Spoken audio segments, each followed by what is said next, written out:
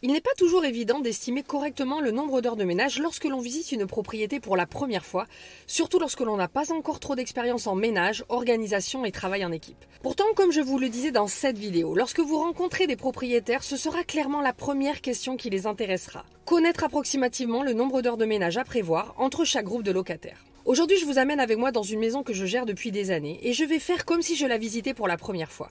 Je vais vous guider pas à pas sur mon processus et les questions que je pose lorsque je visite une propriété et que je dois pouvoir en estimer le temps de travail et les futurs besoins pour assurer à mes propriétaires une location réussie. Si vous êtes novice, cette vidéo risque d'être une vraie mine d'or d'infos et de conseils, donc restez bien jusqu'à la fin et si vous l'avez appréciée, surtout pensez à la liker pour récompenser mes efforts. Je vais vous donner des estimations de temps de travail par pièce et par élément.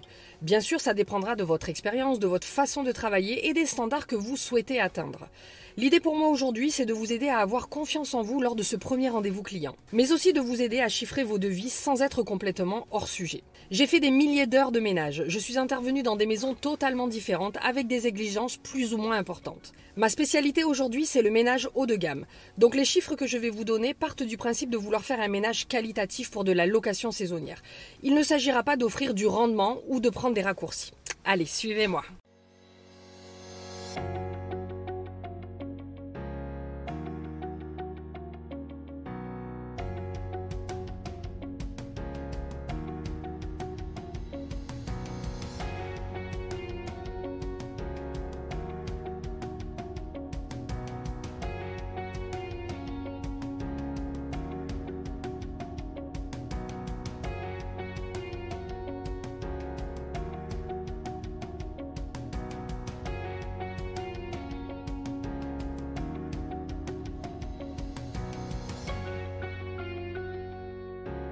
Alors je me suis mise à l'abri parce qu'il y a beaucoup de vent aujourd'hui et vous alliez peut-être pas m'entendre correctement.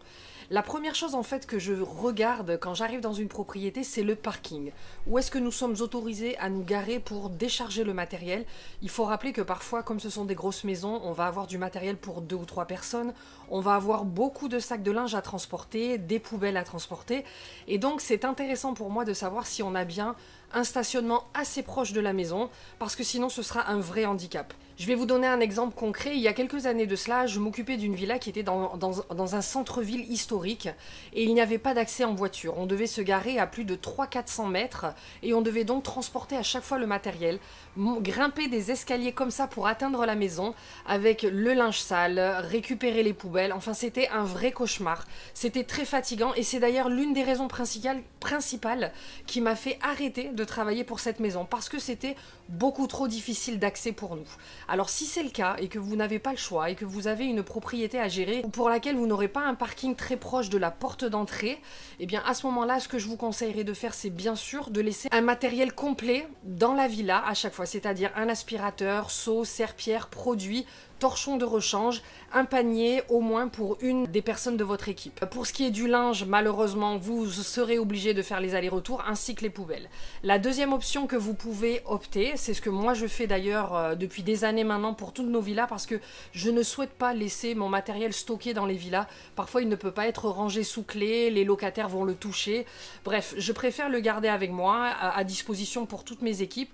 Du coup, ce que je fais, c'est que je mets une personne, c'est mon mari, qui est dédié en fait tous les samedis quand on a beaucoup de travail à aller dans chaque villa, à aller récupérer le linge sale. Donc il fait les trajets, il récupère le linge sale, il amène le linge propre, il va récupérer toutes les poubelles, les bouteilles en verre et parfois même, s'il y a besoin, il amènera aussi un petit peu de matériel. Voilà. Ensuite, la deuxième chose que je vais regarder dès que j'arrive dans une propriété, eh bien, ce sont rapidement les extérieurs. Alors je ne vais pas forcément aller visiter sans que les propriétaires m'y invitent, mais je vais rapidement jeter un coup d'œil sur le volume des espaces à l'extérieur. Est-ce qu'il y a beaucoup de tables, beaucoup de salons d'extérieur, la piscine, est-ce qu'il y a l'air d'y avoir un pool house, est-ce qu'il est équipé? Du coup, j'en profiterai pour poser des questions du style, vous avez donc des chaises longues, est-ce qu'il y a des coussins qui vont dessus? Si c'est le cas, est-ce qu'ils sont facilement lavables avec une éponge ou est-ce qu'ils doivent passer en machine? S'ils doivent passer en machine, est-ce que vous avez au moins 2 ou 3 housses de rechange en cas d'accident en plein samedi et qu'on n'ait pas le temps de passer la housse en machine. Pareil pour tous les coussins d'extérieur. Voilà. Essayez un petit peu d'identifier le volume de coussins parce que ça prend un temps fou à les vérifier, parfois à devoir les brosser sur les extérieurs, mais aussi peut-être les tables et surtout les pull-house. Les pull-house, ça peut être aussi un élément selon la grandeur. S'il y a la petite kitchenette, le petit frigo, donc bien sûr barbecue et plancha, ça peut prendre beaucoup de temps à nettoyer aussi. Donc c'est important de repérer ces détails-là parce que vous savez que vous devrez rajouter ce temps de travail pour la fin d'intervention. Et donc pour finir justement, barbecue et plancha. La plancha c'est assez facile à entretenir et rapide. Les barbecues, si on parle des gros Weber avec plusieurs grilles, les bacs à graisse et tout, s'ils sont sales, vous avez beau dire aux locataires, essayez de les dégrossir et bien sûr je recommande de leur dire de nettoyer, dégrossir le barbecue en leur donnant bien sûr les ustensiles à disposition pour le faire. Ça ne sera jamais fait correctement, il faudra bien sûr le refaire avant chaque autre arrivée. Et bien malheureusement, un Weber, ça peut prendre parfois jusqu'à 1 heure de travail quand il est très sale et très graisseux. Donc à repérer, s'il y a une plancha, tant mieux pour vous, s'il y a un Weber, prévoyez votre temps. Après m'être présenté au propriétaire, je propose en général qu'ils me fassent directement visiter le bien. Ça me permettra d'avoir une discussion plus pertinente avec eux quant à leurs besoins et les services que je serai capable de leur proposer. Je leur explique que je vais me permettre d'ouvrir tous les placards pour me donner une vraie idée des équipements. Pendant la visite, je vais en profiter pour poser des questions ou donner mon avis sur certains éléments, les pour et les contre, les risques de dégâts éventuels. En général, ça les confortera quant à mon expertise. Le but pour moi, c'est qu'à la fin de la visite, j'ai déjà gagné la moitié du contrat. Alors attention surtout de ne pas trop compliquer les choses en regardant le moindre détail. D'abord parce que vous aurez l'air de faire une perquisition de police, mais surtout ça pourra confondre votre jugement. Il y a des choses simples et primordiales à repérer dans chaque pièce. Il y aura 3 choses à repérer dès le premier coup d'œil lorsque vous visitez.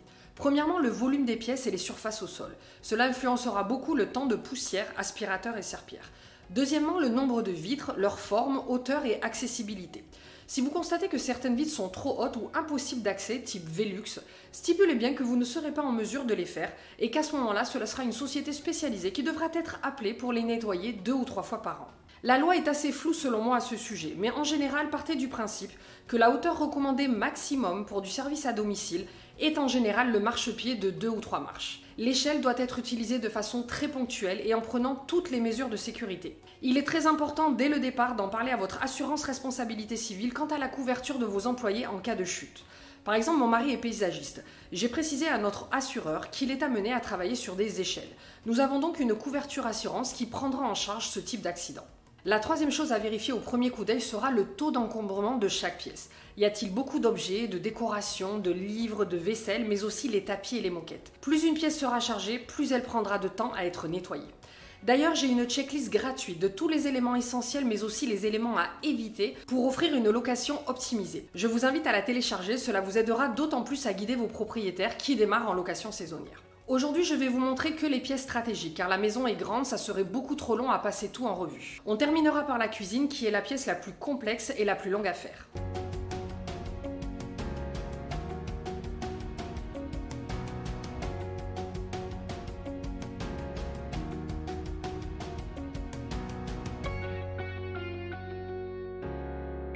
Donc pour ce qui est des salons et salles à manger, j'en ai parlé dans la vidéo précédente, ce sont des pièces en général qui sont faciles. Donc même si elles sont très grandes, il ne faut pas en avoir peur. Ce qui va être important de repérer, ce sont donc les fameuses vitres. Est-ce que ce sera donc des baies vitrées toutes simples qui, avec la raclette, sont très faciles à faire? Est-ce que ce sera des carreaux à la française de plus ou moins grande taille? Plus ils seront petits et plus ce sera long à faire, voire à retoucher. Une fois qu'on a regardé les vitres, on regarde un petit peu les éléments en général. Quel encombrement? Donc vous voyez par exemple ce genre de choses, les bibliothèques, prêtez attention à cela. Est-ce qu'il y a beaucoup de bibliothèques, de vaisseliers, de placards et est-ce qu'ils sont chargés d'objets? Est-ce qu'ils sont sous vitrine, donc protégés de la poussière? Et si ce n'est pas le cas comme ici, est-ce qu'il y a beaucoup d'objets? Par exemple, quand il y a beaucoup de livres, beaucoup de petits objets de décoration, ça prendra un certain temps à être nettoyé ou du moins vérifié. L'autre chose bien sûr à regarder dans les salons salle à manger, ça sera les tapis. Les tapis prennent énormément de temps à être aspirés, donc regardez s'il y en a beaucoup, prenez bien ça en compte. Vous pourrez rajouter un bon 5-10 minutes par pièce s'il y a des grands tapis.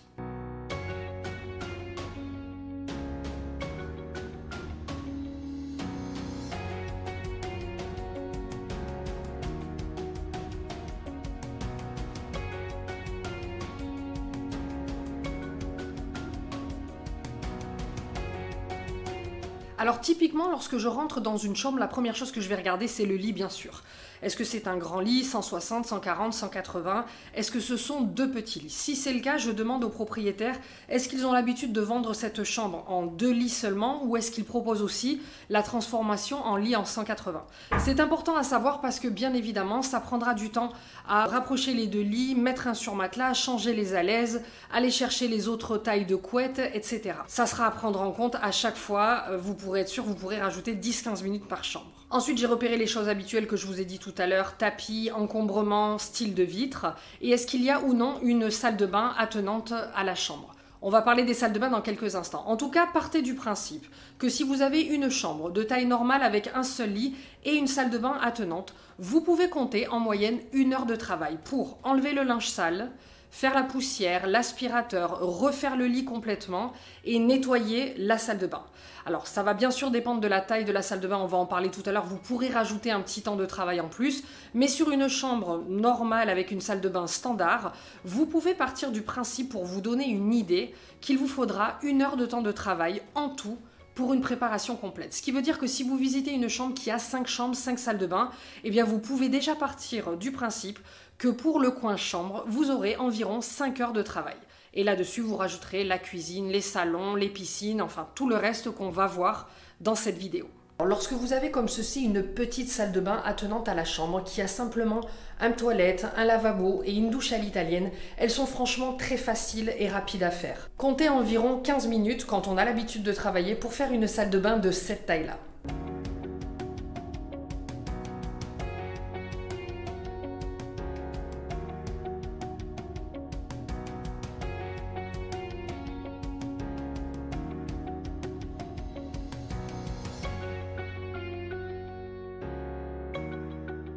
Donc là, on vient de visiter une deuxième chambre.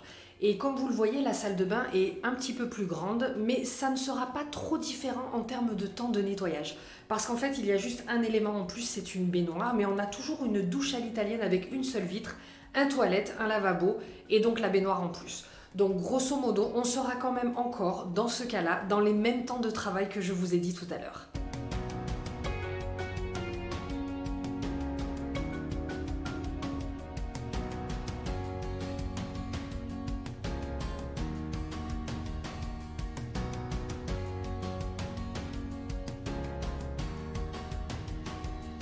Donc là, je voulais vous montrer un dernier exemple de salle de bain. C'est les salles de bain qui ont donc des douches en cabine, c'est-à-dire avec au moins 3 pans de baies vitrées. Elles sont clairement beaucoup plus longues et beaucoup plus difficiles à faire. Donc celle-ci en plus a la difficulté d'être en mezzanine, c'est-à-dire l'accès est un petit peu difficile avec l'aspirateur et tout ça.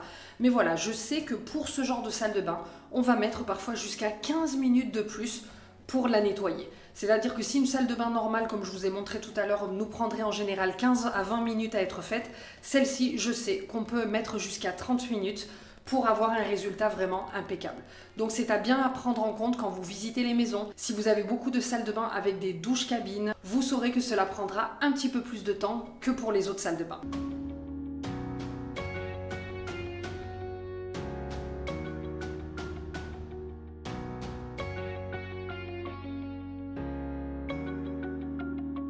Voilà, alors comme promis, on termine par la cuisine parce que comme je vous l'ai dit tout à l'heure, c'est l'élément pour lequel vous allez devoir le prêter le plus d'attention. À quel point est-ce qu'elle est équipée? Quels sont tous les éléments? Et je vais vous dire notamment ceux qui vont être potentiellement très très longs à nettoyer. Donc en général, bien sûr, on regarde déjà, comme je vous l'ai dit, les volumes et l'encombrement général en matière de décoration. Mais ensuite, plus en détail, quel type de frigo y a-t-il? Est-ce qu'on a un frigo simple avec la partie réfrigérateur et petit congélateur, ou est-ce qu'on a les frigos américains avec grand congélateur, grand frigo, parfois même on a plusieurs frigos. Un frigo, quand il est sale et qu'il faut le démonter complètement, peut prendre énormément de temps de travail. Ensuite, n'hésitez pas un petit peu à ouvrir tous les placards, à regarder la vaisselle. Est-ce qu'il y a beaucoup de vaisselle? Il y a des gens qui pensent bien faire en mettant énormément de verres à disposition, d'assiettes, beaucoup de choses, parfois en double, en triple. C'est clairement pas nécessaire, mais pour nous, ça sera beaucoup de travail parce que, eh bien, en théorie, du moins nous le faisons, on doit vérifier toute la vaisselle entre chaque groupe, s'assurer qu'il n'y ait pas de traces de doigts ou de gras sur les casseroles, les verres, etc. Donc beaucoup de vaisselle inutile Attention, danger, peut-être conseillé aux propriétaires d'en mettre un petit peu moins, d'en garder en stock pour pouvoir renouveler quand il y a de la casse, mais pas besoin d'avoir énormément de vaisselle, suffisamment pour faire tourner de la vaisselle selon le nombre de personnes autorisées dans la maison. Ensuite, les autres éléments à regarder, la gazinière et le four. Ça, ce sera bien sûr les deux éléments primordiaux parce que s'ils sont sales également, ils sont très très longs à faire. Par exemple, ici, vous voyez, j'ai carrément un piano. Donc, c'est une gazinière qui est très grande, de très bonne qualité. Dessous, j'ai différents types de fours. Un four, un chauffe-plat, four électrique, four à gaz. Ça, c'est clairement quelque chose. Si le locataire me la rend en mauvais état, rien que pour elle, je vais mettre plus d'1 heure de travail pour la remettre en état. Contrairement aux plaques à induction qui, clairement, sont faites en général en 15 minutes de travail. Donc, est-ce que vous avez une gazinière à gaz avec des brûleurs? Est-ce que c'est 4 brûleurs, 6 brûleurs, 8 brûleurs? Ça, c'est important. Le type de four, est-ce que c'est un four où il y aura une pyrolyse? Après, attention, en général, on n'a pas le temps de faire tourner les pyrolyses les samedis entre chaque groupe. Donc, on devra le faire manuellement de toute façon. Mais regardez un petit peu s'il y a plusieurs fours égale plus de travail. Les lave-vaisselle, en général, il n'y a aucun problème. Ça sera assez facile. Donc, en général, pour vous donner une idée approximative, pour faire un frigo, lorsqu'il est propre, c'est-à-dire qu'il n'y a pas vraiment de coulure ou de choses comme ça, si on n'a pas à décongeler un congélateur parce qu'il y aurait eu peut-être de la glace qui aurait fondu à l'intérieur, un frigo, ça va vous prendre en général 10 minutes à faire, grand maximum.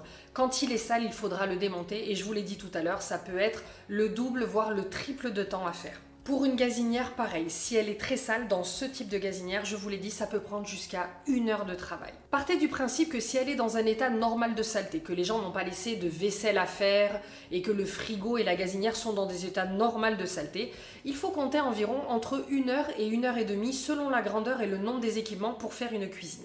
Par contre, si comme tout à l'heure je vous l'ai dit, il se trouve que vous avez un four très sale, une gazinière très sale, peut-être le frigo aussi, que toute la vaisselle est mouchetée de traces de doigts et qu'il faut faire partir plusieurs lave-vaisselle pour pouvoir remettre tout impeccable, il nous est déjà arrivé de mettre jusqu'à 3 heures de travail dans une grosse cuisine.